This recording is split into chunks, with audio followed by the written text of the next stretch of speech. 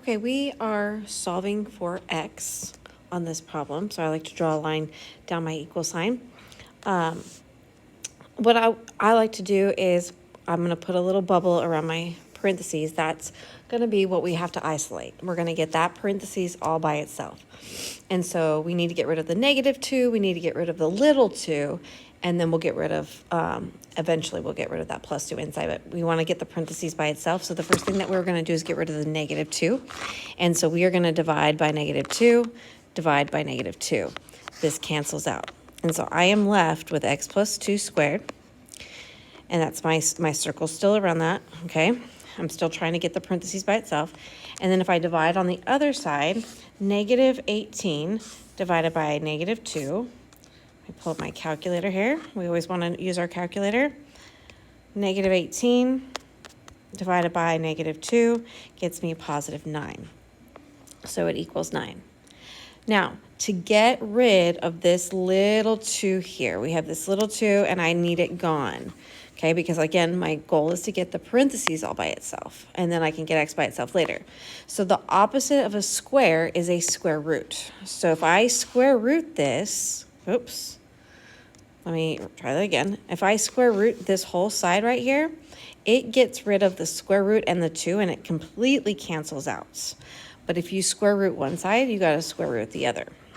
So we always want to check to see if the square root of 9, this right here, is a whole number or not. Because if it's not, we're going to have to make the step party or the tree or the birthday cake. There's lots of different methods, however your teacher taught you. So I'm going to put square root of 9, and luckily I get a whole number.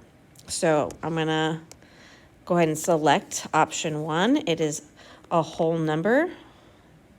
No, just kidding. That is not option 1. It is option 2. It does simplify split solutions. So we got a whole number. This one says not a whole number. I'm sorry. So we get, again, the square and the square root cross out, and we have x plus 2 equals 3.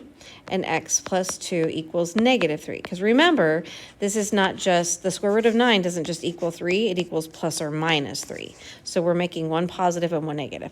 And then all we're going to do from there is we're going to solve both of them. So you're going to have to write this on your paper. X plus 2 equals 3. And I need to get rid of the 2, so we're going to minus 2 on both sides. And I get x equals 1. And then I'm going to write this over here.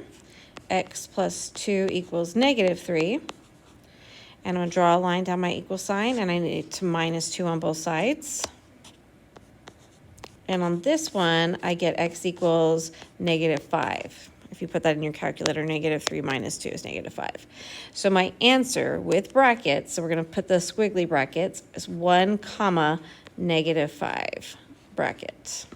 And then we are done. So on this one, all of this, because we got a whole number for the square root, is pointless. We don't need to do any of that.